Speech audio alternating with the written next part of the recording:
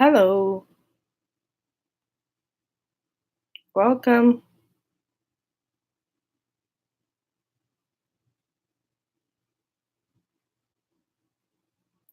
Thank you for joining. Welcome, welcome.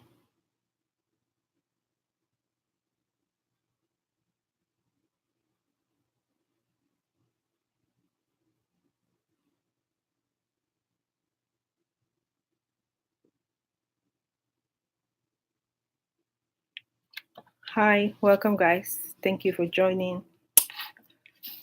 Welcome as you join. Please don't forget to share, invite somebody, and I'm going to go into the message today. I'm going into the message today. Don't forget to share. Don't forget to invite somebody, tag somebody, um, somebody that you love, or somebody that you care about. That this message will help. Okay. So what I'm going to talk about today, we fulfill our calling by raising our voices high. So when you raise your voice high, that's how you're going to fulfill your calling, whatever you're called to be.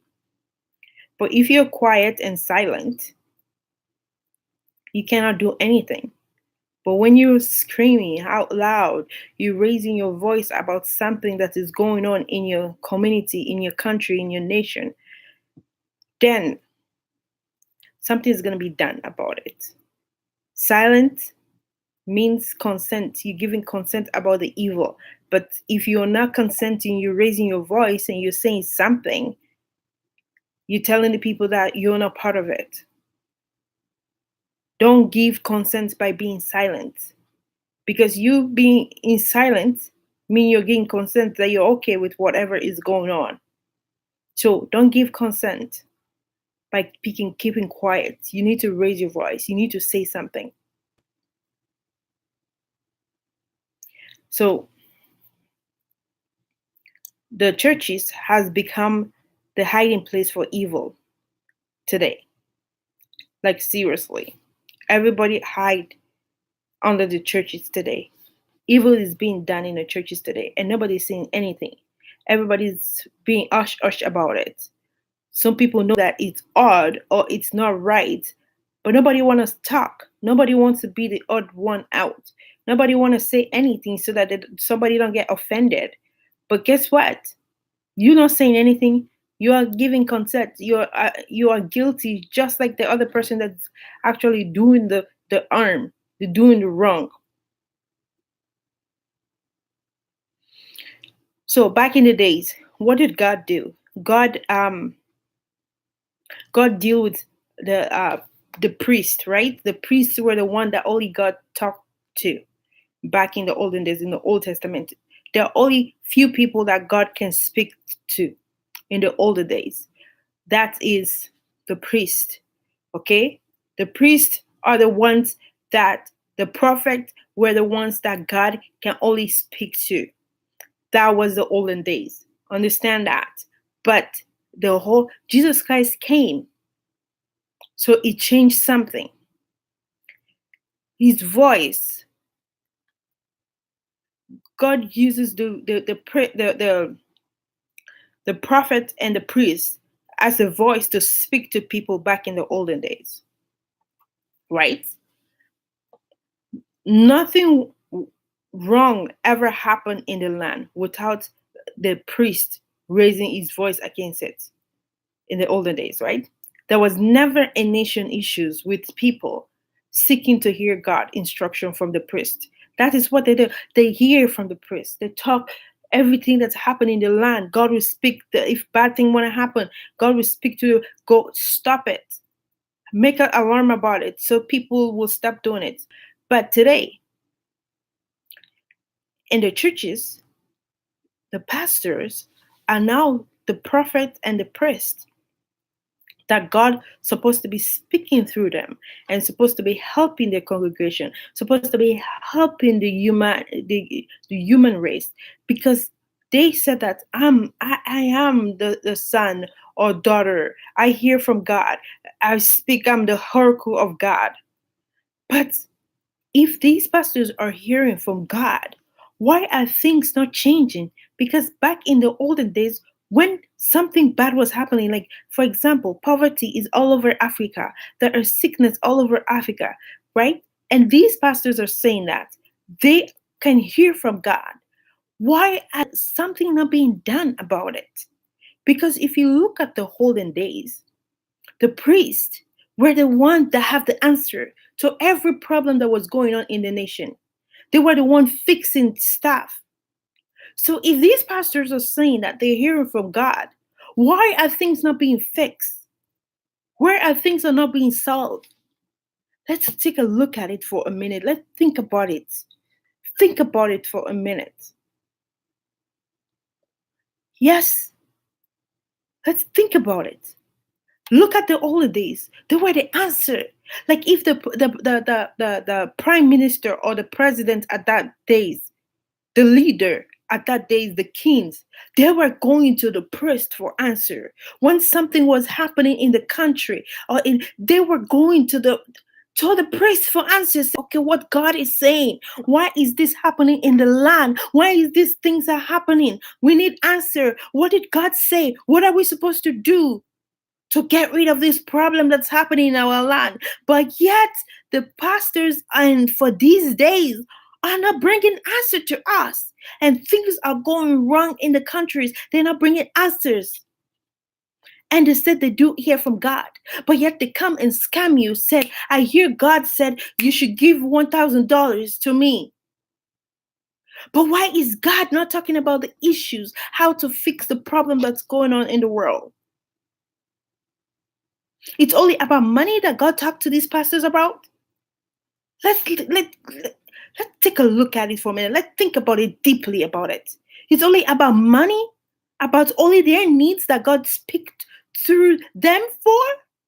God never speak through them for the nation needs, about what happening in the country, how what happening in the world, how we can fix those issues. It's only about the pastor's needs that God only talk about. It's only money. Let's think about it for a moment, people. We need to start questioning these pastors. They need to start giving us answer. Don't be foolish anymore. Let us don't be foolish about it. Let's look at the Old Testament. Since they quote the Old Testament a lot in their pulpits, they don't talk about the New Testament that much. And why Jesus Christ came for me and you. So if they olden days, the priests, the prophets were giving answers to what crisis is going on. Let's say for the Ebola that happened in Africa. Hey, if these pastors are really, they should have saw it coming and they should have asked God how to prevent it so a lot of people didn't lose their life. But they don't. They only think about themselves.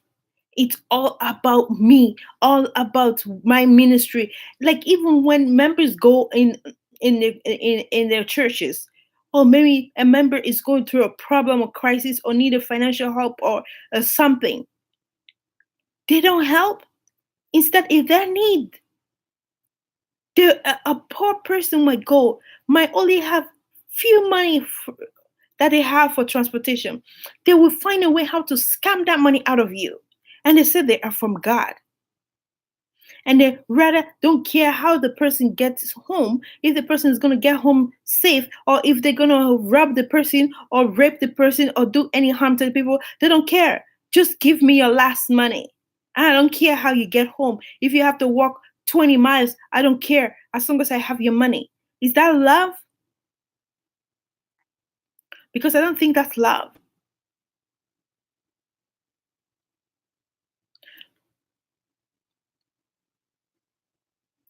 Churches today are becoming so out of shape that everyone else now thinks that we are overstepping on our boundaries when we speak up. Like people will come to my platform and want to say, well, who are you to speak against the man of God? Who are you to talk against this and that? I am a child of God. I am a daughter of the Most High God. So if I see things are being done evilly, that is not according to my Father in heaven, what He commanded us to do, I will speak about it. I will speak about it.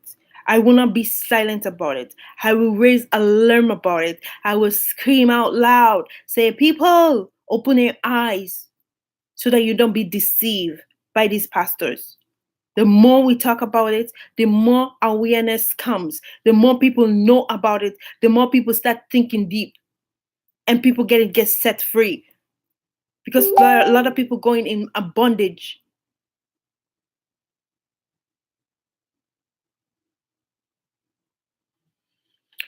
So anyone who dare to speak up become the odd one out, right? So right now I'm speaking, I'm the odd one out. We can no longer keep quiet or keep quiet about what is happening in the world, our land, our community. You can never be keep quiet, because the more you keep quiet, the more is evil is taking over. The truth remains that if we refuse to speak up, we cannot turn around and blame the society or anybody for that matter. You can't. You can't blame anybody, because we are all responsible for what is going on in the world. We are all responsible. You're responsible. I am responsible. We cannot keep mute and expect things to fix themselves, because that's what people think. Well, if I keep quiet for long, maybe they will stop doing it. No. When somebody try to sow the seed, that's when you are supposed to uproot that thing right away, so it doesn't grow into a giant. But if you quiet, you see it's done and it's evil, and you're being quiet, you don't say anything about it, you're giving consent about what is going on.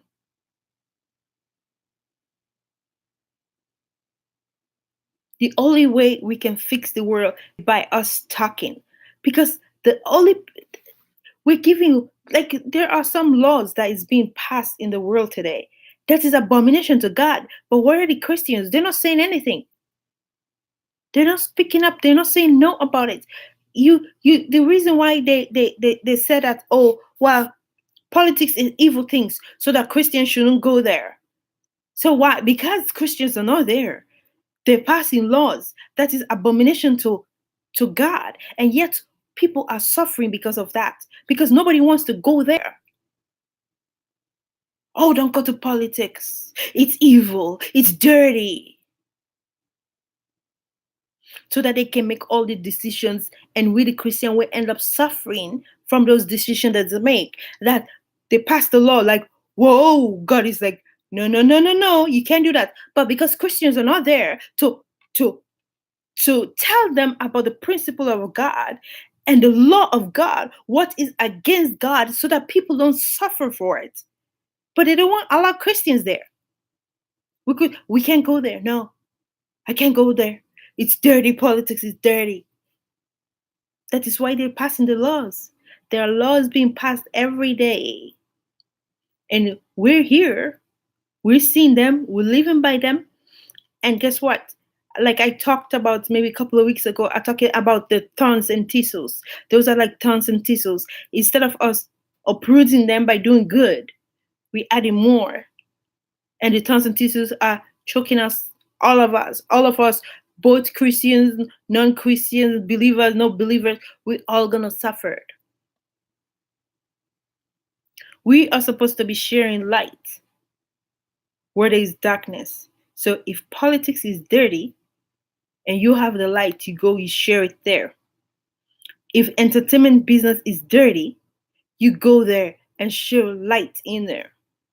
If the educational system is corrupt, you go there and you show light in there. You bring truth.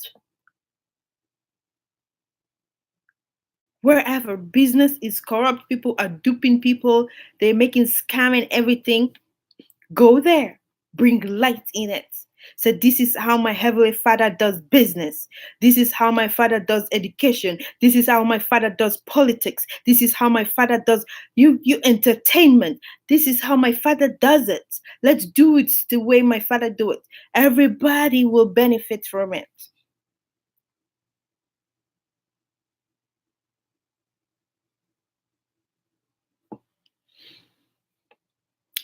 I'm telling you, people, we must do much more than praying if we ever want to go to be relevant in the world today, in our nation. It's more than praying. Praying alone is not going to fix it, but action. Because you can go pray 21 days, you can pray 40 days. But if you don't do any action, that prayer is just a waste. That fasting is just gone to waste. You can pray, you can fast, you can pray every month, every year. You can pray for the whole year. You can fast for the whole year. But if there is no action back in that fasting and that praying, you're just wasting your time.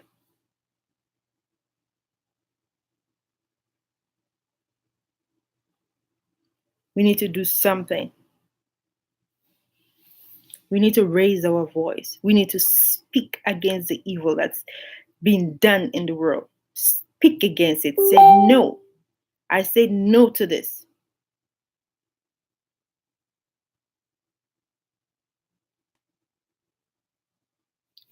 There is no accomplishment of our assignment as a church if we cannot step in and influence things in our immediate environment. We cannot. We need to step in until we get out there and be the light we are. We are not ready to be the church. We need to bring the light because we are the light. When we go, when the light comes, darkness disappear. That is what we're supposed to be doing everywhere we go. When there is darkness and you are a light, you go there, darkness has to leave. So when politics, people are saying there's dirty and evil, well, let's bring some light into it. And let's teach them how our Father in heaven does politics. And I also talk about you don't have to be a politician in order for you to be relevant in the world. You don't have to be a politician. You don't have to be a a prime minister. You don't have to be a president. You don't have to be in the ministry in order for you to be relevant. You can still do it. Just need to find a problem that everybody that needs a solution. You bring solution to it. That's all you need. And guess what? God is gonna thank you for it. And people, the same people that's gonna come and want to chop your head off, the same people are gonna be grateful for that.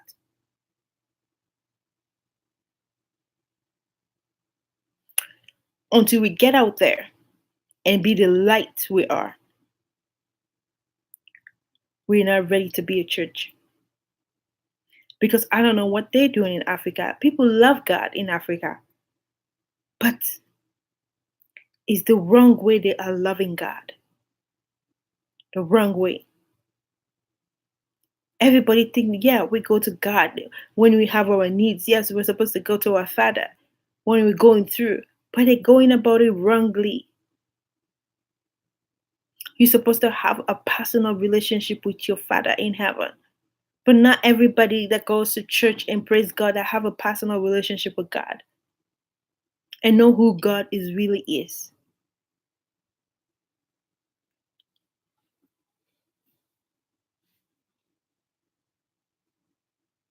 We need to do something.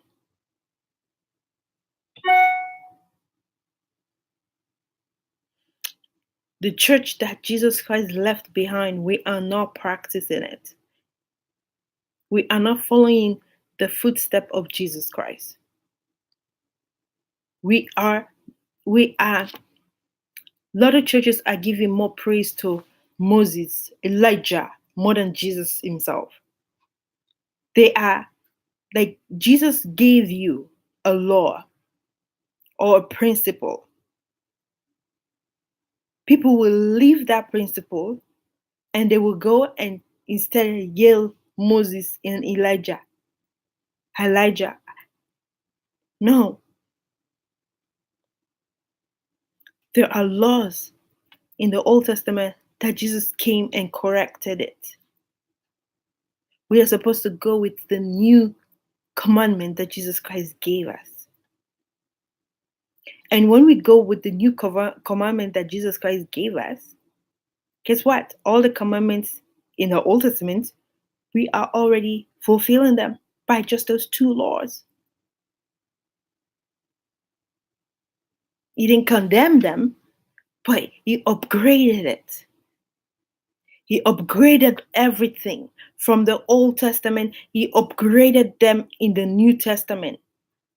He improved on them.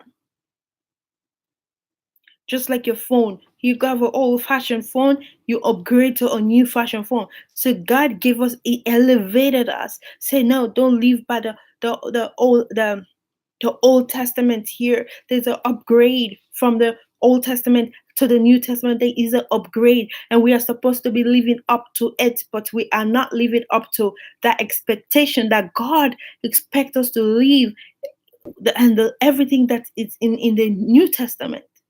Instead, we are downgrading ourselves and we're going back to the Old Testament that Jesus Christ have upgraded for us. Jesus Christ have upgraded our life, but yet we don't want to be upgraded. We're still holding down to the whole things. Still holding on to them. No, I'm not gonna leave it. I'm gonna hold on to it. It's like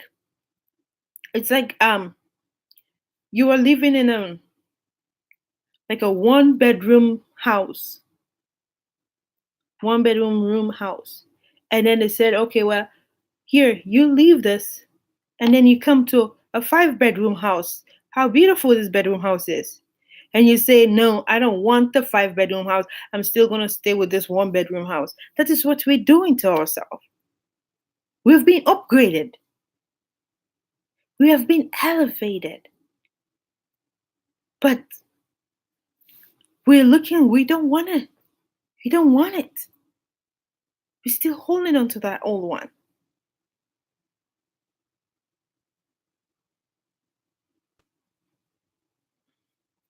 The days of selfishness and self-centeredness in the ministry must cease. The days of selfishness and self-centered in ministry must cease, because that is all that is happening in Africa today. Everybody's selfish, everybody is self-centered. It's all about one person, about the pastor. The pastor, that's it. Everything me. What I want, what is my vision? You guys need to make my vision come to pass. All my dreams, all my goals, everything the members need to, but the pastor never look at the members, say, okay, what is your dream? What is your goal? What is you passionate about? Okay, let me help you so you can chase your dream. No, instead the members are helping the pastor to chase their dream, and they're neglecting the members.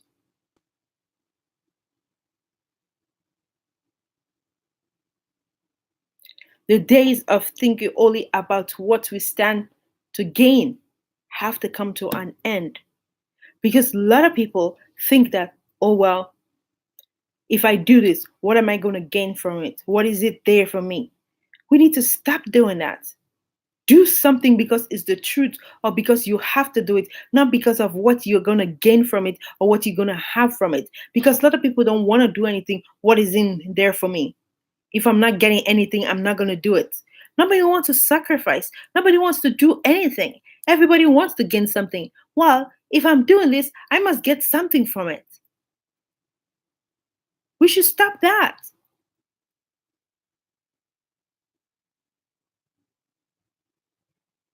God is looking for a church that will stand as his representative in the truth. You have to represent the truth. That is it. Not living by deception, by lie, by twisting the scripture so that it can fit your needs or your want. No, the truth of the scripture, you use it according to the way God one intended it for. Not twist it to the way you want it. Because there are a lot of pastors that twist the scriptures just to fit their own gain, their own selfish, self centered, egocentric ways.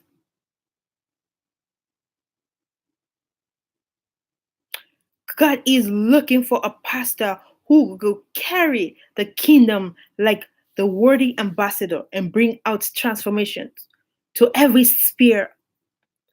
That's all God is looking for.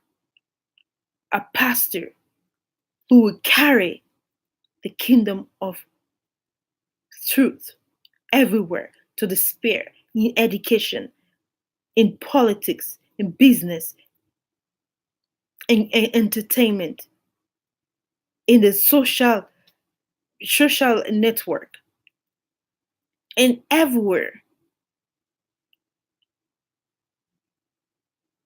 God is looking for that person. Can you be that person that is going to stand for the truth and bring the truth and bring light and drive away darkness?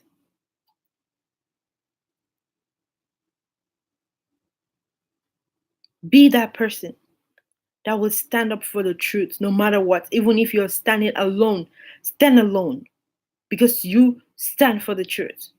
Don't go with the crowd because a lot of people going with the crowd thinking that, oh, well, majority carries the vote, right? Even though it's not the right thing, but it's a lot of people. So I don't want to be alone, even I know what they're doing is wrong, but I don't want to be the odd one out. So I'm just gonna follow them.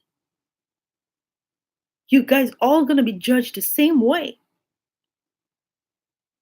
I'd rather stand alone and stand for the truth than follow the crowd and end in the pit.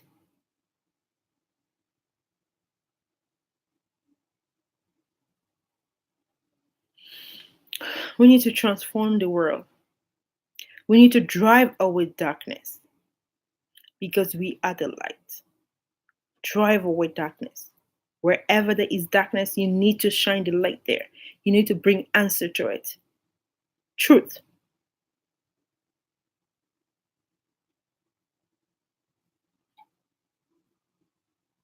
So no more. Sit down, sit back, and and watch in silence. Don't do that. Don't watch in silence. It's like, I'm just gonna sit here, relax. I'm gonna watch what's gonna happen there. But go and stand up and speak so they can hear your voice. Speak loudly. Because the more we started speaking loud and clear, darkness will run away. Don't sit back and watch in silence while others take over. Don't speak. Make your voice be heard. Tell people that you are not okay with what's happening.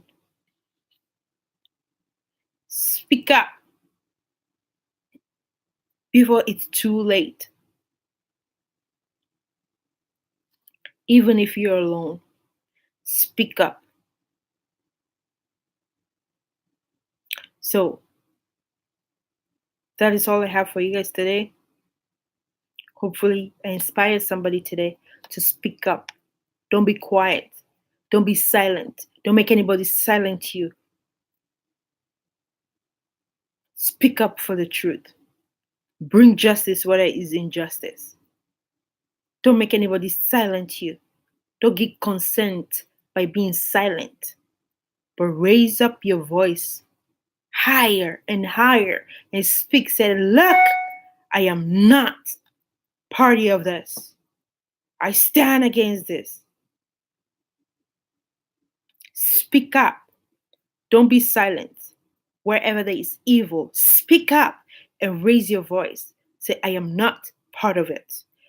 So This is all I got for you guys today. God bless you guys, and I love you guys, and you have a wonderful day. And I'll see you guys tomorrow. Go and change the world. Go and speak. Make your voice be heard. And God bless you guys. Love you. Peace.